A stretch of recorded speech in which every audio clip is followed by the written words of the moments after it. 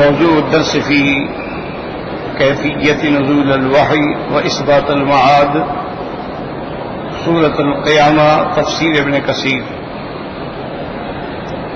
الحمد لله رب العالمين، والصلاة والسلام على أشرف الأنبياء وسيد المرسلين سيدنا محمد وعلى آله وأصحابه أجمعين۔ اللهم صل على سيدنا محمد وعلى آل سيدنا محمد كما صليت على إبراهيم وعلى آل إبراهيم في العالمين إنك حميد مجيد۔ أعوذ بالله من الشيطان الرجيم، بسم الله الرحمن الرحيم۔ لا تحرك به لسانك لتعجل به، إن علينا جمعه وقرآنه، فإذا قرأناه فاتبع قرآنه، ثم إن علينا بيانه، كلا بل تحبون العاجلة وتذرون الآخرة، وجوه يومئذ ناظرة إلى ربها ناظرة، ووجوه يومئذ باسرة تظن أن يفعل بها فاقرة۔ قال المؤلف والمفسر رحمه الله تعالى: أدام النفع بعلومه وعلومكم في الدارين آمين، إلى أن قال: هذا تعليم من الله عز وجل لرسوله صلى الله عليه وسلم في كيفية تلقيه الوحي من الملك، فإنه كان يبادر إلى أخذه ويسابق الملك في قراءته، فأمره الله عز وجل إذا جاءه الملك بالوحي أن يستمع له، وتكفل الله له أن يجمعه في صدره وأن ييسره لأدائه على الوجه الذي يلقاه إليه، وأن يبينه له ويفسره ويوضحه۔ فالحالة الأولى جمعه في صدره، والثانية تلاوته، والثالث تفسيره وإيضاح معناه۔ ولہذا قال تعالی، اب مفسر رحمت اللہ علیہ ان آیات کی تفسیر بیان فرماتے ہیں۔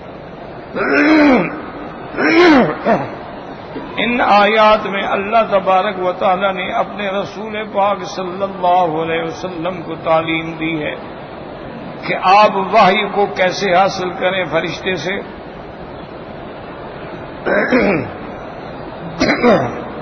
حضور صلی اللہ علیہ وسلم جلدی فرماتے تھے اس کو لینے میں، اور فرشتے کے ساتھ ساتھ پڑھتے تھے۔ فأمرہ اللہ عز وجل، اللہ نے حکم دیا کہ جب فرشتہ آئے وحی لے کر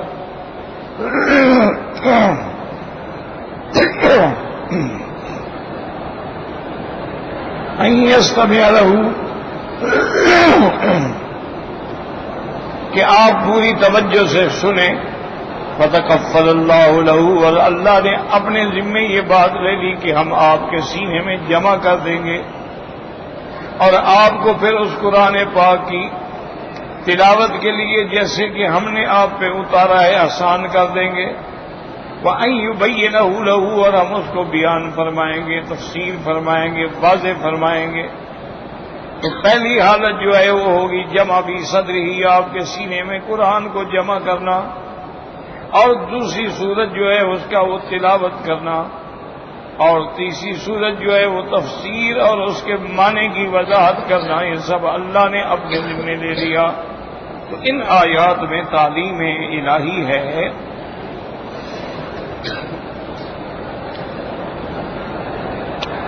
کہ جب اللہ تبارک و تعالیٰ کا فرشتہ وحی لے کر آئے اور تلاوت کرے، آپ بس خاموشی سے سنیں۔ اسی لیے میں نے خلاصہ درس میں عرض کیا تھا بھی قرآن پڑھنا سنت ہے، یاد رکھو، لیکن قرآن سننا واجب ہے۔ اور قرآن پاک نے دوسرے مقام پہ بھی فرما دیا فَإِذَا قُرِئَ الْقُرْآنُ فَاسْتَمِعُوا لَهُ وَأَنصِتُوا، کہ جب قرآن پڑھا جائے یعنی کوئی پڑھ رہا ہے تو آپ پوری غور سے سنیں اور خاموش رہیں۔ اور اسی طرح اللہ نے جنات سے بھی نقل فرمایا کہ جب وہ پہنچے فَلَمَّا حَضَرُوهُ قَالُوا أَنصِتُوا، جب حضور صلی اللہ علیہ وسلم کے قریب حاضر ہوئے تو آپس میں کہا بھی خاموش رہو، سنو کیا پڑھ رہا۔ تو یہ قرآن کی یعنی آداب سماع قرآن میں یہ بات نص ہے قطعی کہ قرآن جب پڑھا جائے سنو بس۔ میں نے اسی لیے عرض کیا تھا کہ بعض علماء احناف نے اس آیت سے بھی دلیل پکڑی ہے کہ جب امام پڑھتا ہے تو مقتدی کا معنی ہے خاموش۔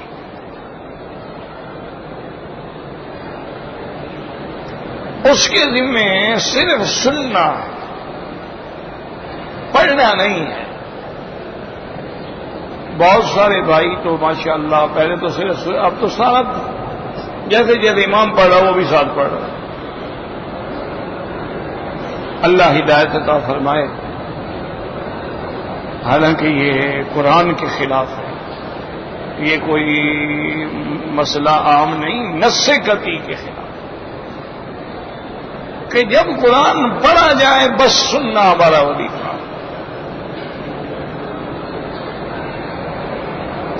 جہاں تک سورت فاتحہ کا تعلق ہے،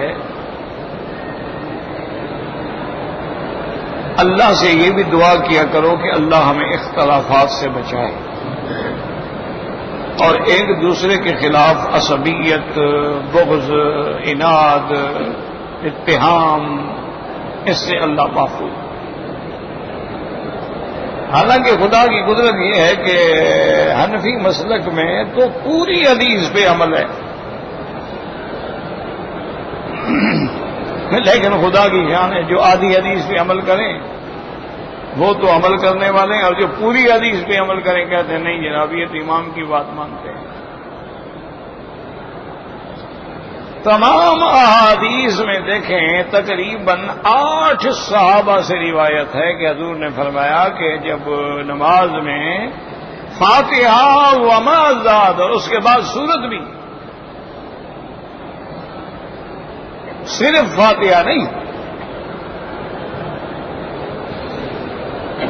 اب یاد رکھیں کہ بھئی انہوں نے فاتحہ کے بعد وما زاد جو ہے اس کے پڑھنے کو تو یہ بھی نہیں مانتے، حالانکہ امام صاحب فرماتے ہیں کہ اسی سے دلیل ہے کہ فاتحہ کے بعد سورت بھی ملانی ہے تو یہ امام کا وظیفہ ہے کہ وہ فاتحہ بھی پڑھے گا اور سورت بھی ملائے گا۔ تو یہ حدیث اس کے لیے ہے، مقتدی کے لیے ہے ہی نہیں، کیونکہ اگر مقتدی کے لیے ہے تو پھر ممازات پہ کون عمل کرے گا؟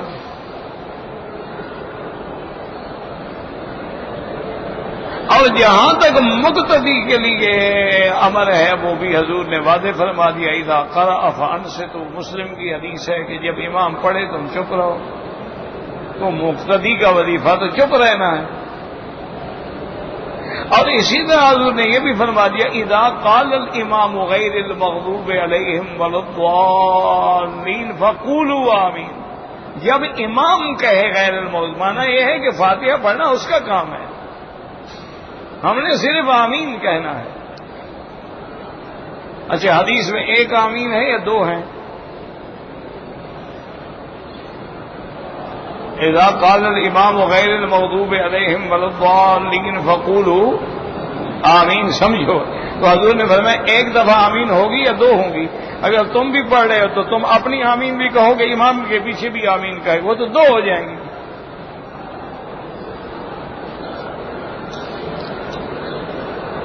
اس لیے سمجھا کریں اللہ پاک کی رحمت ہے، یہ اللہ کا کروڑ کروڑ فضل ہے کہ اللہ نے قرآن اپنے پاک نبی کو پڑھایا بھی سمجھایا بھی۔ تو نبی کے بغیر قرآن سمجھ ہی نہیں آ سکتا، ورنہ تو مکے والے عرب سے قرآن اتار دیتے بھی پڑھو اور عمل کرو۔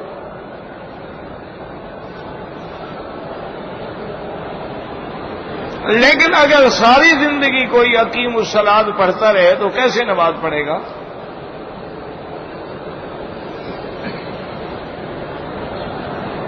تو اللہ نے سمجھا دیا. اب حضور پاک نے وہ سارا قرآن اور سارے اوامر نواہی احکام سب صحابہ کو بتلا دیا.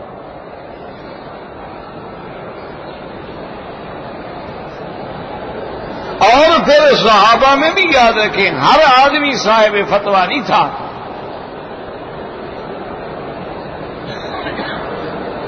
اب آپ دیکھیں کہ یمن کے لیے حضرت معاذ ہے، باقی سب حضرت معاذ کی تقلید کرتے تھے اور وہ تقلید شخصی تھی.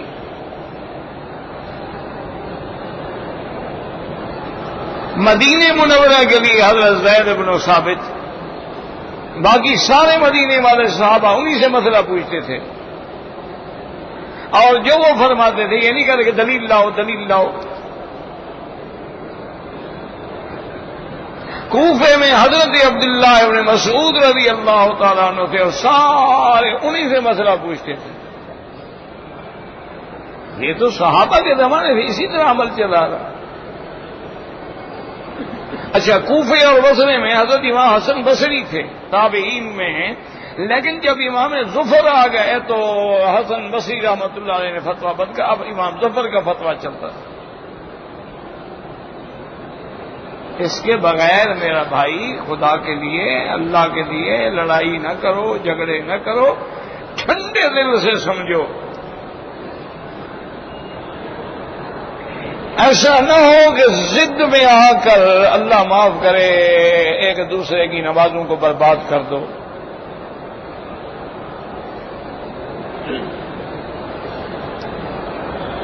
حالانکہ آپ حیران ہوں گے کہ اب نماز کے لیے کپڑے کا پاک ہونا یعنی شرط ہے،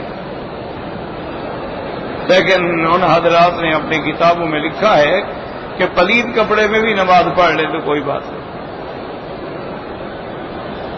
جگہ کا پاک ہونا شرط ہے. وہ کہتے ہیں کہ ناپاک جگہ پہ بھی پڑھ لے کوئی نہیں، نماز ہو جائے گی.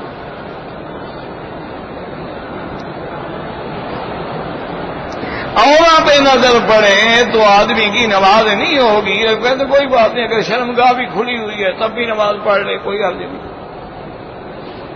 اب یہ تو ضد ہے نا، پھر یہ کوئی مسئلہ تو نہ ہوا. دعا کرو کہ اللہ ضد سے بچا اور ہمیں قرآن و حدیث پر صحیح معنی میں عمل کرنے کی توفیق. ورنہ تو دنیا میں تو ہر قسم کے لوگ پیدا ہوئے نا. اہل قرآن پیدا ہوئے، انہوں نے کہا جی قرآن سچا ہے کہ نہیں؟ انہوں نے کہا سچا. انہوں نے کہا ہم بھی سچے. قرآن سچا، ہم سچے. اور جب سے قرآن ہے اس وقت سے ہم ہیں، تم تو بعد میں پیدا ہوئے ہو. انہوں نے کہا جی حدیث کا یا سنت کا کیا تعلق ہے دین سے؟ اللہ نے قرآن بھیجا ہے. وہ منکر حدیث بن کے کافر بن گئے. حضرت نے فقہ کو خیر فرمایا، فقہا کو اخیار فرمایا. ہم اس کو شر اور اشرار کہتے ہیں تو ہم کیا جواب دیں؟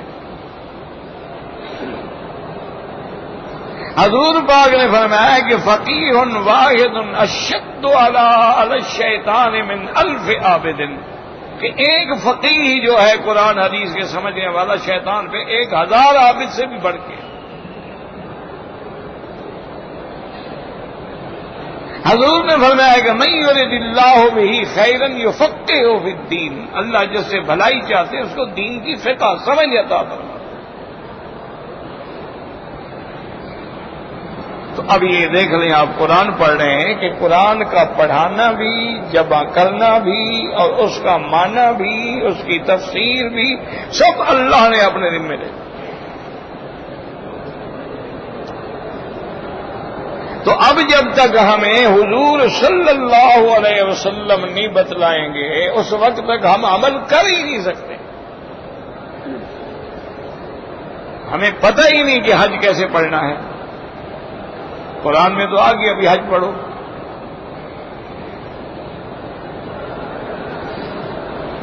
اور حج کے لیے من استطاع الیہ سبیلا، اس سے کتنا نصاب ہو جس کو ہم کہیں گے بھی اس کو طاقت ہے آنے کی.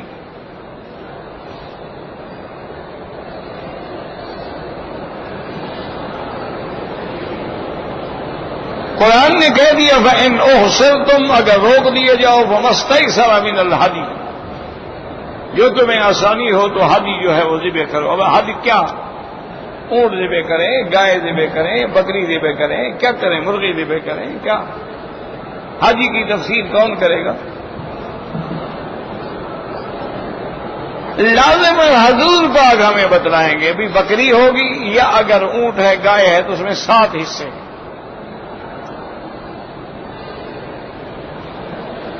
تو اگر ہم نے انکار حدیث کیا، وہ انکار حدیث نہیں، وہ انکار قرآن ہے۔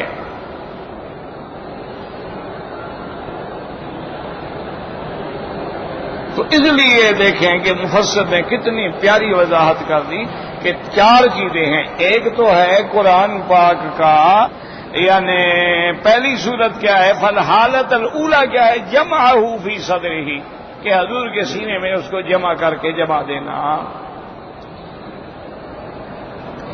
والثانیۃ، اور دوسری کیا ہے؟ تلاوت ہو، اس کا پڑھنا۔ اور تیسرا کیا ہے؟ تفسیر، وَإِذَا معنی ہو، اس کے معنی کی وضاحت۔ ورنہ تو ساری زندگی آدمی ٹھوکریں کھاتا رہے گا۔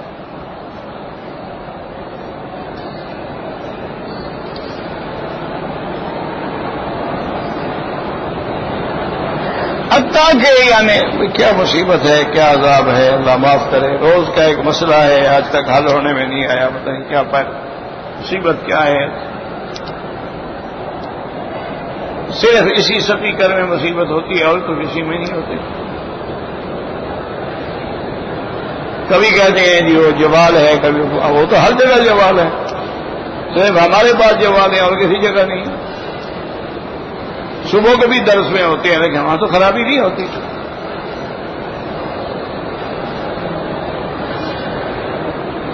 اور اسی لیے پیغمبر کا وظیفہ کیا؟ یتلو علیہم آیاتک ویعلمہم الکتاب والحکمت ویزکیہم۔ سیدنا ابراہیم الخلیل نے جب دعا مانگی کہ یا اللہ اپنا پیغمبر بھیج، ان میں سے بھیج، اسی قوم سے بھیج، اسی جن سے بھیج۔ کیوں؟ اس کا کیا وظیفہ ہے؟ یتلو علیہم آیاتک، وہ تیرے بندوں پہ تیرے قرآن کی تلاوت فرمائیں گے، قرآن پڑھیں گے، پڑھ کے سنائیں گے۔ اور دوسرا وظیفہ یہ ہے وَيُعَلِّمُهُمُ الْكِتَابَ، قرآن کی تعلیم دیں گے، وَالْحِکْمَةَ، اور دانائی کی باتیں سکھلائیں گے۔ علماء نے فرمایا وَالْحِکْمَةَ سے مراد سنت ہے۔ وَيُزَكِّيهِمْ، اور ان کے اندر باہر کا تزکیہ کر کے ان کو پاک کریں گے، کہ جیسے بدن پاک ہو اندر بھی شرک سے پاک ہو، جیسے ظاہری پاکی ہو اسی طرح اندر بھی پاکی ہو۔ تو یہ پیغمبر کا وظیفہ۔ اب دیکھیں خدا کی قدرت ہے کہ جو لوگ تلاوت کتاب میں مشغول ہیں، قرآن پڑھا رہے ہیں، پڑھ رہے ہیں، وہ اس سنت کا، حضور کی اس طریقے پر چل رہے ہیں الحمدللہ۔ اور جو لوگ تفسیر پڑھا رہے ہیں، دورہ تفسیر ہوتے ہیں ہر سال، علماء باقاعدہ دورے پڑھاتے ہیں، 2 مہینے میں پورا قرآن پڑھاتے ہیں۔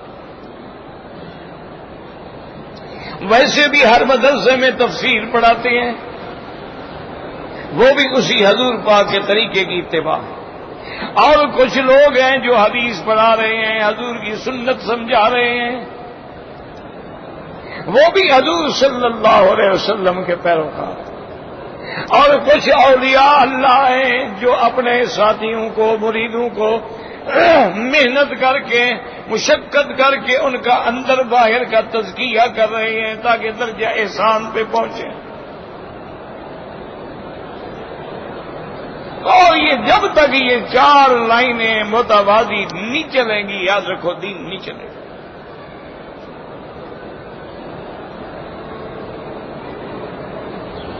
یعنی تعلیم کتاب بھی ہو لیکن ساتھ سنت بھی ہو، تلاوت کتاب بھی ہو اور ساتھ تزکیہ بھی ہو۔ تزکیے کا معنی ہوتا ہے جیسے آتا ہے نا کہ مال سے زکات نکل تو طہرہم بہا وتزکیہم، پاک کرو اور ان کا مال پاک ہو جائے. تو جیسے مال سے نکل گیا زکات تو پاک ہو گیا، اسی طرح ہمارے اندر سے وہ شرک بدعات حواد احداث احوا نکل گیا، پاک ہو گیا.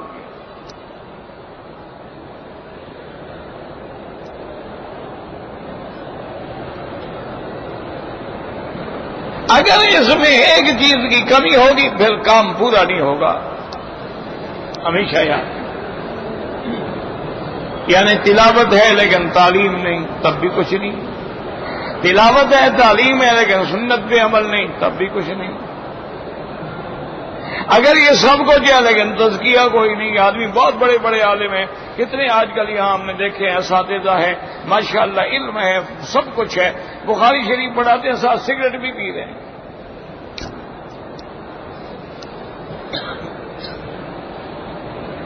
علم ہے لیکن لا یجاوز حناجرہم، حضور نے فرمایا ایسے لوگ ہوں گے، علم تو ہوگا لیکن حلق سے نیچے نہیں اترے گا.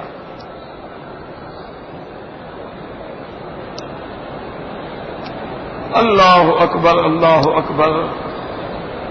اور جو حضور پاک نے فرمایا ایمان سے کہیں. آج تاریخ عالم اٹھا کے دیکھ لیں، ابھی آپ نے دیکھا پورا یورپ پورا یورپ جو ہے نا جی، جو اپنے آپ کو بڑا پڑھا لکھا سمجھتے ہیں، آج کل ایک عذاب میں مبتلا ہے کہ جی 21 دسمبر کو کیا بتا رہی ہے.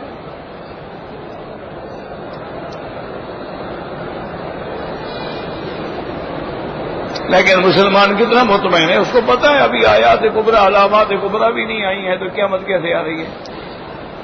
جب تک حضور کا فرمان پورا نہیں ہوگا قیامت کیسے آئے گی. حضور نے فرمایا کہ دابا نکلے گا صفا سے، دجال آئے گا، یاجوج ماجوج آئیں گے، مہدی آئے گا، عیسیٰ علیہ السلام آئیں گے.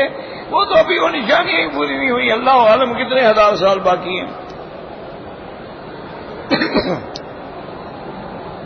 اب جناب وہ سارے پاگل ہوئے ہیں. بلکہ آپ یقین کریں ایک علاقہ ہے وہاں ایک جگہ ہے، اس کے بارے میں انہوں نے کہہ دیا اچھا اس چھوٹی سی بستی ہے اس میں 200 آدمی رہتے تھے. انہوں نے کہہ دیا کہ جو اس بستی میں آ جائے گا نا وہ قیامت سے محفوظ رہے گا. اب آپ 20,000 آدمی آگے بیٹھ گیا ہے، قیامت سے بھاگ رہے ہیں، بچ رہے ہیں.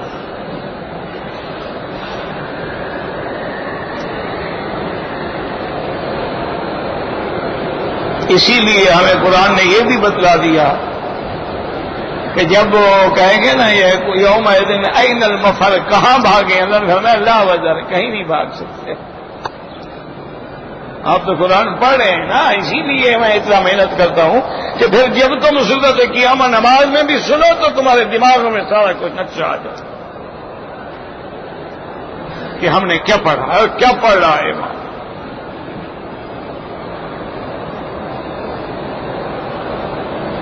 اور جو حضور نے فرمایا، آپ نے فرمایا باس الی السند والہند، آپ نے فرمایا کہ ایک مومنوں کی جماعت جائے گی جو سندھ اور ہندوستان کو بھی جا کے فتح کرے گی. محمد ابن قاسم آیا، سندھ فتح کیا. محمود غزنوی اٹھا، اس نے ہند فتح کی.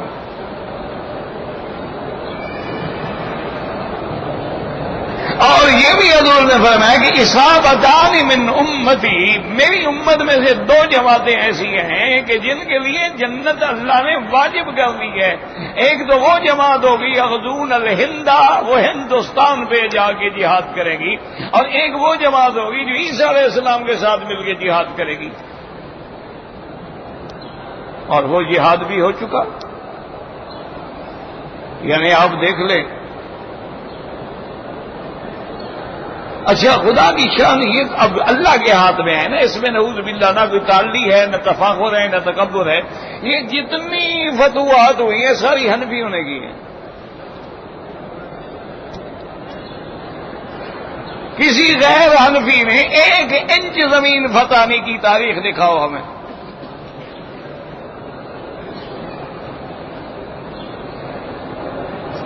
یہ جتنے محمود غزنوی آیا، غوری آیا، ثوری آیا، غلامان آئے، سلجوقی آئے، خوارزمی آئے، یہ کون تھے؟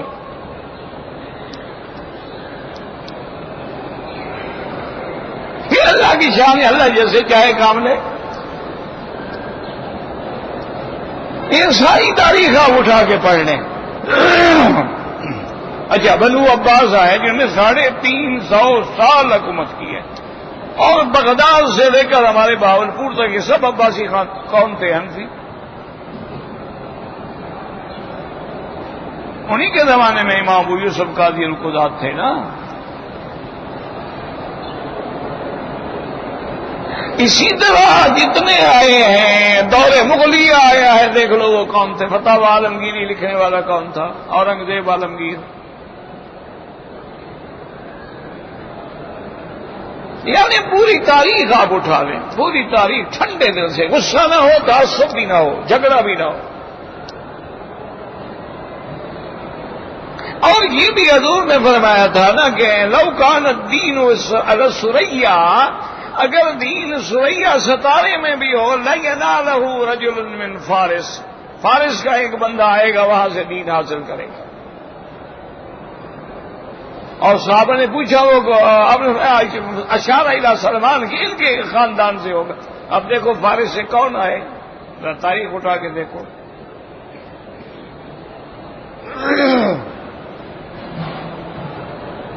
اس لیے جھگڑے نہ کیا کرو. اگر کوئی فاتحہ پڑھتا ہے اعتراض نہ کیا کرو. ٹھیک ہے، اس کی تحقیق ہے، اس پہ وہ عمل کر رہے ہیں، اللہ قبول فرمائے. لیکن جو نہیں پڑھتے ہیں ان پہ بھی گولے نہ چلایا کرو. ان کے پاس قرآن بھی ہے اور حدیث رسول بھی ہے اور صحابہ کا عمل بھی ہے.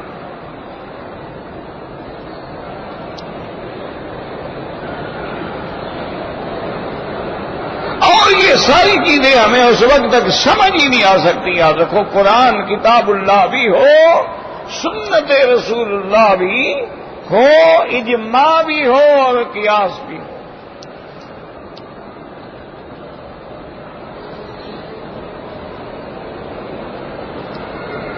یہ کہتے نہیں اجماع بھی نہیں، قیاس بھی نہیں، تو باقی کیا بچے؟ قرآن اور حدیث صرف دو. اجماع گیا سارے صحابہ ختم، قیاس گیا مجتہدین ختم. اب باقی کیا بچ گیا؟ قرآن اور حدیث. اچھا پوچھو جی حدیث کی تعریف کیا ہے؟ کہتے ہیں جی جو حضور کا قول ہو یا فعل ہو یا تقریر آپ کے سامنے کوئی کرے اور حضور اعتراض نہ کریں، یہ حدیث ہے. یہ تعریف حدیث میں ہے یا قرآن میں ہے؟ یہی تعریف کس نے کی ہے؟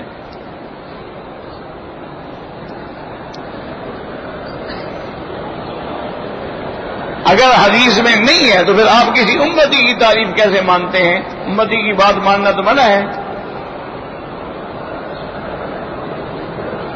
آپ اگر کہیں گے کہ یہ حدیث صحیح ہے، یہ حسن ہے، یہ حسن لذات ہی ہے، یہ حسن لغیر ہی ہے، یہ مرسل ہے، یہ مقطوع ہے، یہ کس نے کہا ہے؟ یہ ساری تعریف حضور پاک نے حدیث میں سکھلائی ہے کہ اگر یہ ہو تو مقطوع ہوگی، اور یوں ہو تو مرسل ہوگی، اور یوں ہو تو ضعیف ہوگی. تو پھر تو آپ کو امتی کی بات ماننی پڑے گی. تو پھر جھگڑا کس بات کا؟ ایک آدمی نے امام بخاری کی بات مان لی، ایک نے امام ابو حنیفہ کی بات مان لی، ایک نے امام شافعی کی مان لی، ایک نے امام ترمذی کی مان لی. جھگڑا کس بات کا ہے؟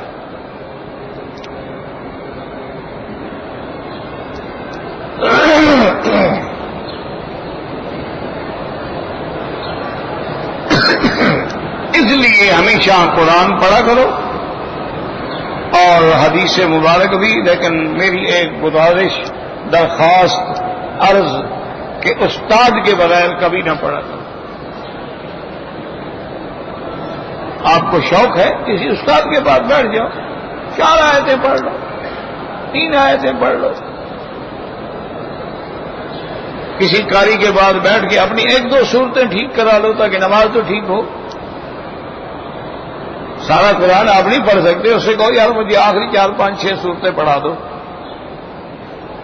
وہ آپ کو 2-3 دن میں انشاءاللہ ٹھیک کرا دیں گے. آپ نے تفسیر پڑھنی ہے تو اردو ترجمے سے نہیں آتی. اردو ترجمے سے آدمی تب فائدہ اٹھا سکتا ہے کہ جب پہلے علم بھی تو ہو نا.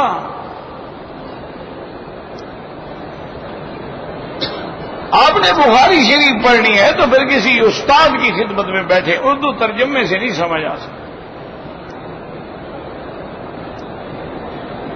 ورنہ تو اللہ معاف کرے، اللہ معاف کرے، آپ ایسے الجھ جائیں گے کہ جو پہلے ایمان ہے نا، خدا نہ کرے یہ بھی دے بیٹھو گے۔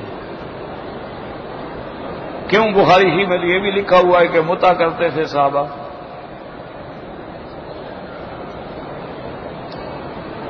اگر وہی حدیث کوئی کھول کے کھڑا ہو جائے تو کیا کرو گے پھر؟ اچھا، بخاری شریف میں متی فی الدبر کا بھی ذکر ہے، بخاری شریف میں کھڑے ہو کے پیشاب کرنے کا بھی ذکر ہے،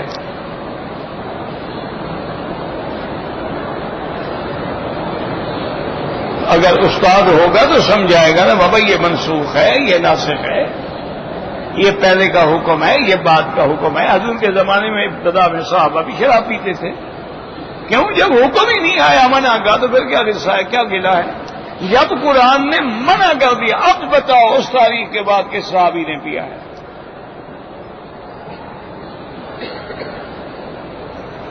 جب مدعے کو حضور پاک نے منع کر دیا، اس کے بعد دکھاؤ ہمیں حدیث میں کہ کسی جگہ کسی صحابی نے مدعا کیا ہے۔ جب حضور نے فرما دیا کہ جو اپنی بیوی کو الٹا راستہ استعمال کرے اس پہ لعنت ہے، اس کے بعد ہمیں کوئی حدیث دکھاؤ۔ تو استاد ہوگا تو 1 منٹ لگے گا، مسئلہ حل ہو جائے گا۔ اگر استاد نہیں ہوگا تو پھر ٹامک ٹوئیاں ماریں گے کہ یار یہ عجیب بات ہے کہ ایک جگہ تراویح 20 رکعت لکھی ہوئی ہے، ایک جگہ 23 رکعت لکھی ہوئی ہے، ایک جگہ 11 رکعت لکھی ہوئی ہے، اور ایک جگہ 36 رکعت لکھی ہوئی ہے، ہم کہاں جائیں؟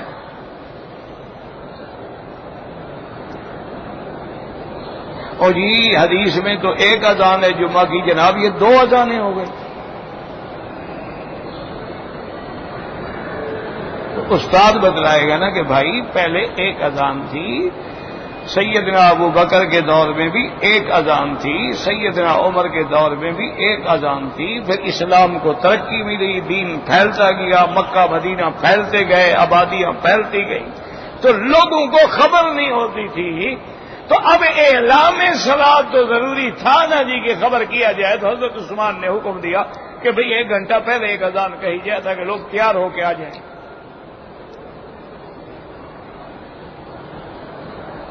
اور جب حضرت عثمان نے یہ حکم دیا، وہ تو صحابہ کا دور ہے، کسی ایک صحابی نے بھی انکار نہیں کیا، اجماع صحابہ ہو گیا، بات ختم ہو گئی۔ اور خود حضرت عثمان خلیفہ راشد ہے، علیکم سنتی و سنت الخلفاء الراشدین، تو اس میں کیا جرم ہو گیا؟ استاد ہوگا تو سمجھائے گا نا۔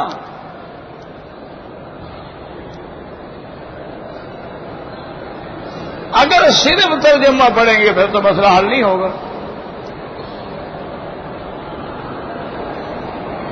یہ بڑا آسان ہوتا ہے، کہہ دیتے ہیں جی اس مسئلے پر آپ حدیث ہو، صحیح ہو، غیر معارض ہو، مقطوع الدلالہ ہو، تو یعنی اس کے بعد وہ حدیث بھائی یہ بولو کر ماشاء اللہ دیکھو جی کہتے کہہ رہے ہیں کہ صحیح حدیث مانے تو حسن ختم، حسن لذات ہی ختم، ضعیف ختم، تو باقی حدیثیں بچیں گی کتنی؟ پھر تو منکرین حدیث سچے ہو جائیں گے۔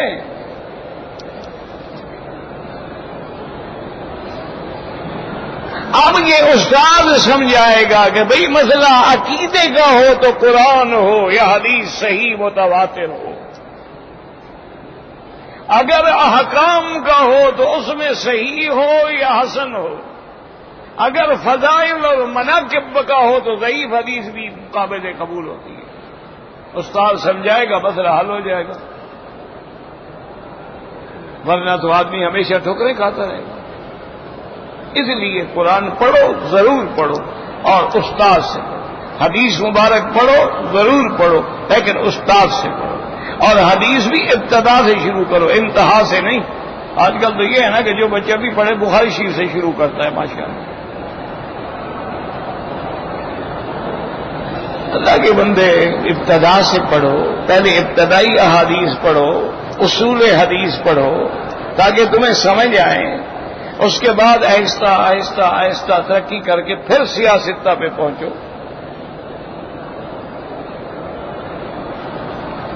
اب جناب مفسر فرماتے ہیں کہ یہ تعلیم لا تحرک بہ لسانک لتعجل بہ، میرے محبوب آپ زبان مبارک کو بھی حرکت نہ دیں تاکہ جلدی نہ کریں قرآن کے ساتھ۔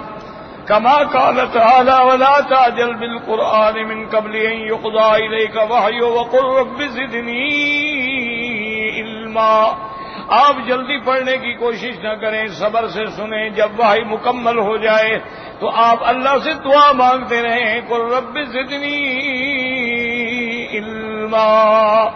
ثم قال تعالی انا لینا جمعہ فی صدرک، اللہ نے فرمایا میرے محبوب میرے مدنی محمد مصطفیٰ صلی اللہ علیہ وسلم آپ کے سینے کے اندر قرآن کو جمع کر کے جمانا میرے کام ہے۔ کوئی مشکل نہیں، جو اللہ حروف کو جمع کر سکتا ہے وہ تیری ہڈیوں کو بھی جمع کرنے پہ قادر ہے، وہ تیری ہڈیوں کو مرنے کے بعد وہ سیدھا ہونے کے بعد دوبارہ اٹھانے پہ قادر ہے۔ فرمایا وقرآنہ ان تقرأ، کہ تمہارا قرآن پڑھانا بھی ہمارے ذمے ہے۔ فَإِذَا قَرَأْنَاهُ، جب ہم پڑھیں آپ پہ قرآن، کیا معنی اذا تلاہ علیک الملک من اللہ تعالی، جب آپ پہ آگے فرشتہ تلاوت کرتا ہے لیکن وہ اللہ کے حکم سے تلاوت ہے تو لہذا گویا اللہ پڑھ رہے ہیں، تو حکم تو اللہ کی طرف سے ہے نا۔ فتبع قرآن کا معنی کیا؟ فاستمع لہ، قرآن کو سنو۔ اس کے بعد فرمایا ثم اقرأ کما اقرأک، اس کے بعد اسی طرح پڑھو جیسے ہم نے آپ کو پڑھایا ہے۔ اچھا کہ خدا کی شان یہ ہے کہ جب وحی اترتی تھی نا، صحابہ کہتے ہیں اس کے بعد حضور پورا ہمیں سنا دیتے، مجال ہے کہ ایک لفظ میں غلطی ہو، جس کو پڑھانے والا خدا ہو وہ غلطی کیسے کرے؟ جس کے سینے میں جمانے والا خدا ہو وہ غلطی کیسے کرے؟ یہ تو قرآن کا معجزہ ہے نا جی، کہ آج 1400 سال گزر گئے، کہاں ہیں تورات و انجیل زبور والے وید والے؟ یہ قرآن کا معجزہ ہے کہ آج بھی الحمدللہ اللہ کے بندے جو ہیں ایک رات میں کھڑے ہو کے پورا قرآن پڑھ جاتے ہیں اور غلطی بھی نہیں لگتی۔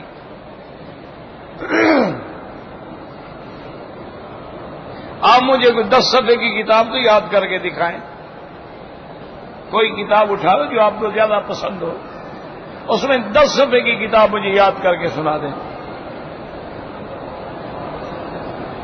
یہ معجزہ ہے میرے مدنی کا، قرآن بھی معجزہ، قرآن کا باقی رہنا، قرآن کا محفوظ رہنا کہ زبر زیر کی بھی غلطی نہیں ہو سکتی۔ امام ہے، اس کے پیچھے آدمی ہاتھ باندھ کے کھڑا ہے، لیکن غلطی کرے پیچھے مقتدی فوراً ٹوک دو۔ یعنی قرآن کی حفاظت کا یہ عالم ہے کہ بھئی اگر امام ہے بیچارہ بھول گیا، کوئی زبر زیر اوپر نیچے ہو گئی، فوراً اس کو بتاؤ۔ اس لیے مجال ہے کہ اس کو چلنے دیں، ایک آیت بھی آگے نہیں پڑھنے دیں گے جب تک اس کی تصحیح نہ کریں۔ وہ بیچارہ پھر پڑھے گا، پھر غلطی کرو، پھر بتائیں گے، پھر پڑھنا ہے، پھر غلطی کرو، پھر بتائیں گے، جب تک کہ صحیح نہ پڑھے آگے ہلنے بھی نہیں دیں تاکہ قرآن محفوظ رہے۔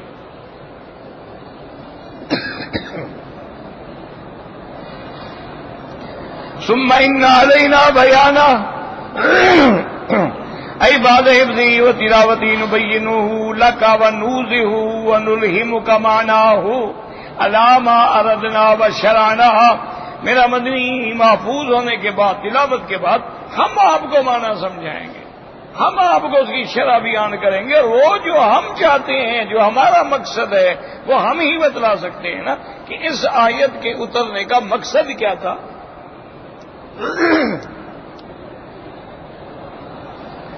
جیسے ایک آدمی آیا بی بی عائشہ کی خدمت میں، اس نے کہا بی بی صاحبہ مجھے تو قرآن پاک، دیکھو عرب ہے، صحابی ہے، انہوں نے کہا مجھے یہ قرآن کی آیت سمجھ نہیں آتی کہ ان الصفا والمروۃ من شعائر اللہ فمن حج البیت واعتمر فلا جناح علیہ ان یطوف بہما، کہ اس نے کوئی گناہ نہیں کہ اس کے طواف کرے، صفا مروہ دوڑے۔ انہوں نے کہا یہ تو بھلائی کا کام ہے، خیر کا کام ہے، سنت انبیاء ہے، سنت نبی پاک ہے، اس میں آپ پہ گناہ نہیں ہے. کیا مانا کہ اگر تم صفا مروہ دوڑو تو تم پہ گناہ نہیں ہے، تو اس کا معنی تو یہ ہوا کہ صفا مروہ دوڑنا لازمی نہیں، ضروری نہیں. کوئی دوڑ لے تو دوڑ لے، نہ دوڑے تو نہ دوڑے، کیونکہ گناہ ہی نہیں.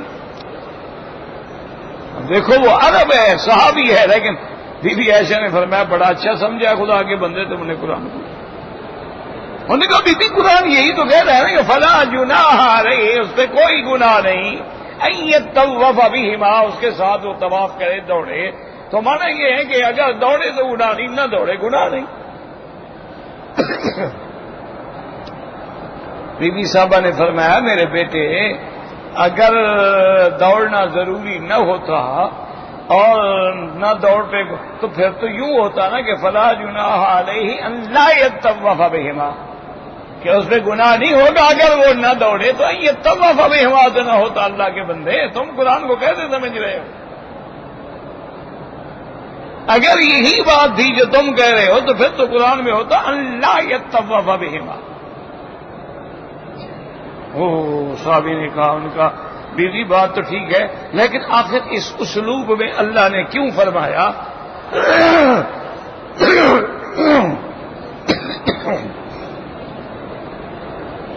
تو بی بی عائشہ صدیقہ نے فرمایا بیٹا اصل بات یہ تھی کہ جب اسلام غالب آ گیا، مکہ فتح ہو گیا، تو اب صحابہ نے کہا کہ یا رسول اللہ یہاں صفا مروہ میں یہ بت تھے اور بڑے بڑے ان کے جھوٹے خدا رکھے ہوئے تھے اور قریش بھی دوڑتے تھے، ہم اسی جگہ دوڑیں جہاں بت ہیں.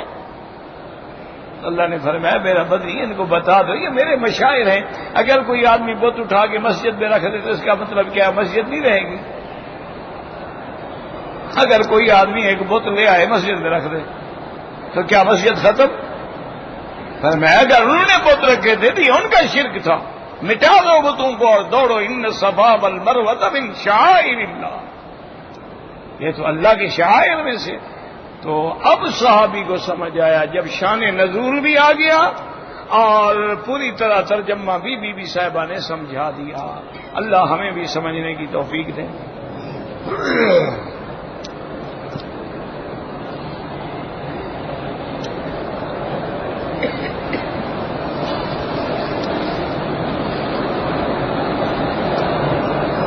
کہتے جی کہ ایک آدمی نے حج کے تمام فرائض واجبات الحمدللہ پورے کر لیے، لیکن صفا مروہ نہیں دوڑا. اس کے بعد وہ مدینہ شریف چلا گیا. مدینہ منورہ سے پھر احرام عمرے کا باندھ گیا ہے. پہلے عمرہ کرے، عمرہ کرنے کے بعد ایک نفلی طواف کر کے پھر حج کی صفا مروہ دوڑے. صفا مروہ میں دیر ہو جائے تو کوئی حرج نہیں. یاد رکھو صفا مروہ میں اگر تاخیر ہو جائے 1 مہینہ 2 مہینے کوئی حرج نہیں. کہتے ہیں جی کہ ایک آدمی غسل کر رہا ہے، اس کی ہوا خارج ہو جائے پھر غسل کرے. اگر اس نے وضو کرنا ہے نماز پڑھنی ہے پھر کرے. ویسے غسل کر رہا ہے تو ہوا خارج ہوتی رہے کوئی مسئلہ نہیں. ایک ہے نا غسل کیوں کر رہے ہو؟ غسل کر رہے ہو جنابت کے لیے تو پھر دوبارہ شروع کرو. اگر غسل اس لیے کرنے کو پہلے میں نے وضو کیا ہوا ہے اب غسل کر رہا ہوں، ہوا نکلے گی تو وضو ٹوٹ گیا، پھر وضو کرے گا، پھر پانی بہائے گا.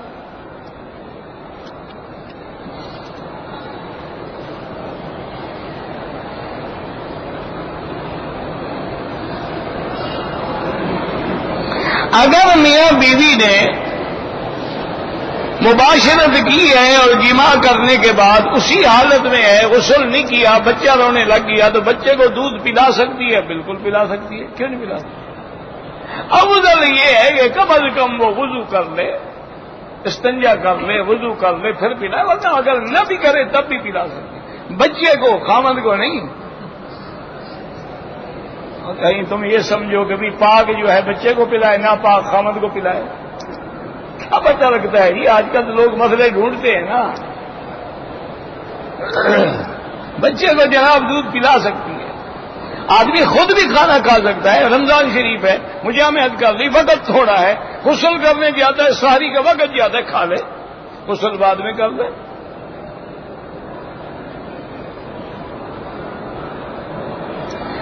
جی کہ اگر آپ دیوبندی نہیں ہیں تو حنفی کون سے ہیں؟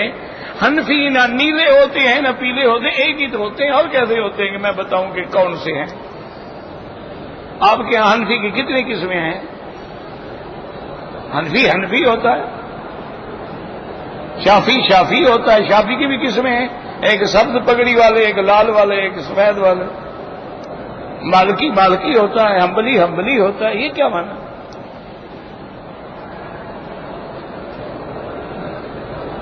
رکن یمانی جو ہے اس کے بارے میں بھی صحیح حدیث ہے، حضور نے فرمایا استلام کریں، بسم اللہ اللہ اکبر وللہ الحمد، پہلی دفعہ، دوبارہ ہو تو اللہ اکبر وللہ الحمد، اللہم انی اسألک العفو والعافیہ ربنا آتنا فی الدنیا۔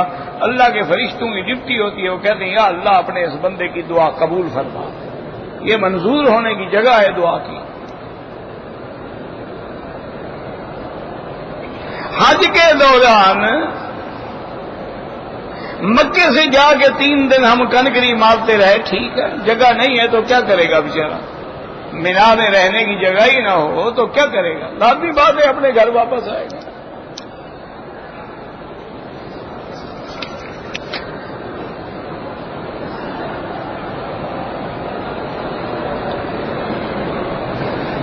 کہتے جی کہ دفتروں کے اندر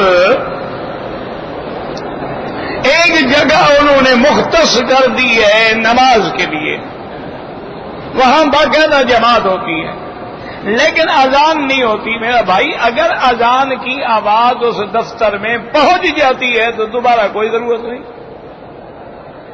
اگر اذان کی آواز نہیں آتی ہے تو وہاں اذان بھی کہو تکبیر بھی کہو۔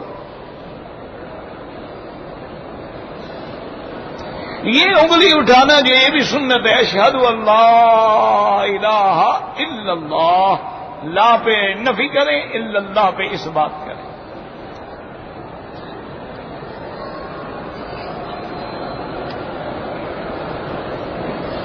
کہتے جی کہ عورتیں جو ہیں وہ نعت سن سکتی ہیں، علماء سے سن سکتی ہیں، لیکن شرط یہ ہے کہ وہ نعت جو ہے سنت کے اور قرآن و حدیث کے خلاف نہ ہو۔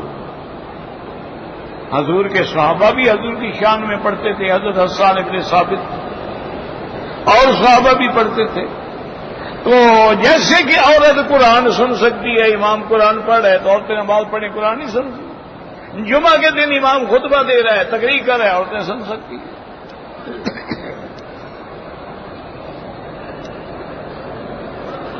کہتے جی کہ پاکستان میں جو آدمی مر جاتا ہے اس کی جمعراتیں ہوتی ہیں، کل شریف ہوتے ہیں، پوری برادری کو کھانا کھلانا پڑتا ہے۔ یہ میرا بھائی شریعت کا مسئلہ تو نہیں ہے، مولوی کے پیٹ کا مسئلہ ضرور ہے۔ شریعت میں یہ سب حرام ہے، بدعت ہے، ناجائز۔ آپ کا کوئی بزرگ فوت ہو گیا، آپ خیرات کرنا چاہتے ہیں، سارا مہینہ کرتے رہیں، پھر یہ کیا مانا کہ 30 دن کر کے بھاگ جاؤ، پھر باپ کو پوچھنا ہی نہیں؟ وہ تو ناک رکھنے کے لیے کر دی نا۔ اور وہ کس کے پیسے سے کر رہے ہو؟ میت کے پیسے سے یا وارثوں کے پیسے سے؟ اگر ان میں وارث بھی نابالغ ہے تو اجازت ہی نہیں دے سکتا۔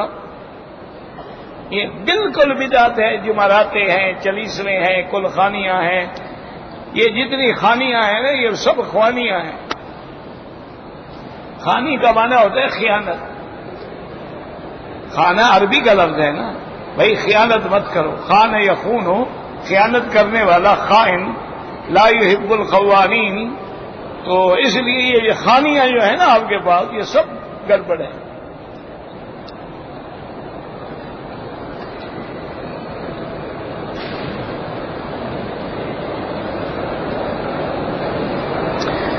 حضرت ابن عمر رضی اللہ تعالی عنہما فرماتے ہیں کہ جو آدمی کتا رکھتا ہے اس کی یعنی ینقص من اجرہ، ایک کی رات 2 کی رات اس کے اجر سے روزانہ کم ہوتے ہیں۔ ہاں اگر کتا رکھا ہے شکار کے لیے، کلب معلم ہے، وہ جائز ہے۔ کتا رکھا ہے اپنے گھر یا مال کی حفاظت کے لیے، وہ جائز ہے۔ اس کے علاوہ جیسے ہمارے شوقیہ کتے رکھتے ہیں، اس سردار کا جی 50 کتے ہیں، لڑانے کے لیے کتے رکھتے ہیں، ان لوگوں کے لیے یہ حدیث مبارک ہے کہ اگر کوئی اچھا کام بھی کریں پھر بھی 2 کی رات ثواب کم ہو جائے.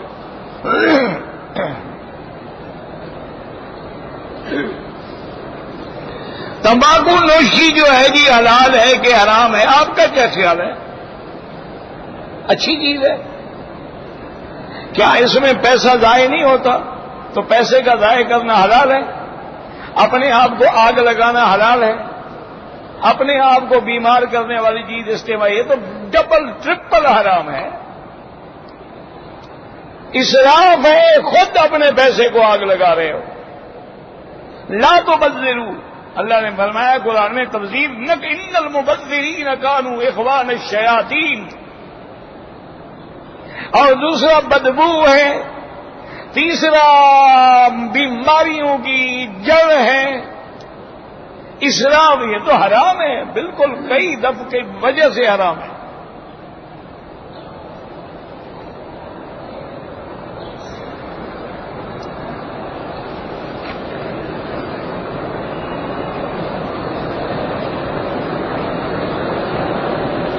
کہتے تھے کہ ایک آدمی نے 3 دفعہ اپنی بیوی کو، بدہ تو وہاں کوئی نہیں تھا، لیکن اس نے اپنی بیوی کو 3 طلاقیں دی. بالکل ہو گئی جناب، طلاق دینے والا تو تھا نا، اور بندے کی کیا ضرورت ہے؟ طلاق تو چیز ہی ایسی ہے نا کہ حضلہن حضل وجدہن جد وحضلہن حضل.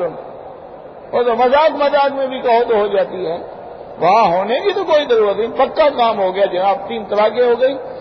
ائمہ 4 کے نزدیک کوئی حل نہیں ہے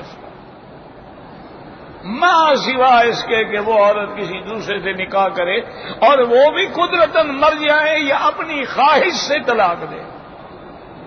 پھر پہلے شوہر سے عدت کے بعد نکاح کر سکتی ہے، ورنہ نہیں کر سکتی.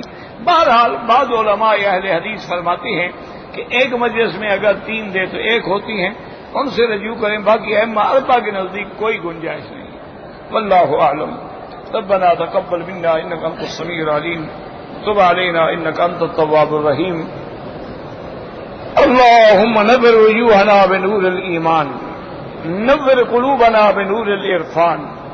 اللهم ارزقنا علوم الاحاديث والقرآن. اللهم متعنا باسمائنا وابصارنا واشرح صدورنا واحينا بقواتنا ما ابقيتنا، واجعله الوارث منا واجعل ثأرنا على من ظلمنا وانصرنا على من عادانا. اللهم اقض حاجاتنا یا قاضی الحاجات یا سمیع الدعاء یا مستجیب الدعوات. اللهم انصر الاسلام والمسلمين، اللهم انصر المجاهدين في كل مكان. اللهم اهلك اعداءك اعداء الدين. اللهم انزل عليهم بأسك الذي لا يرد عن القوم المجرمين. اللهم احفظ سائر بلاد المسلمين وهذا البلد الامين واجعله آمنا مطمئنا سخاء رخاء الى يوم الدين برحمتك يا ارحم الراحمين. صلی اللہ تعالی علی خیر خلقہ سیدنا محمد وعلی آلہ وصحبہ اجمعین. آپ ایسا کریں کہ وہ جو ایسے آپ کے پاس بچ گئے ہیں اس کے لیے یہ کتابیں دے دیں. ایک تو شامل اور ایک ہے اپنا مناسک ملا علی قاری.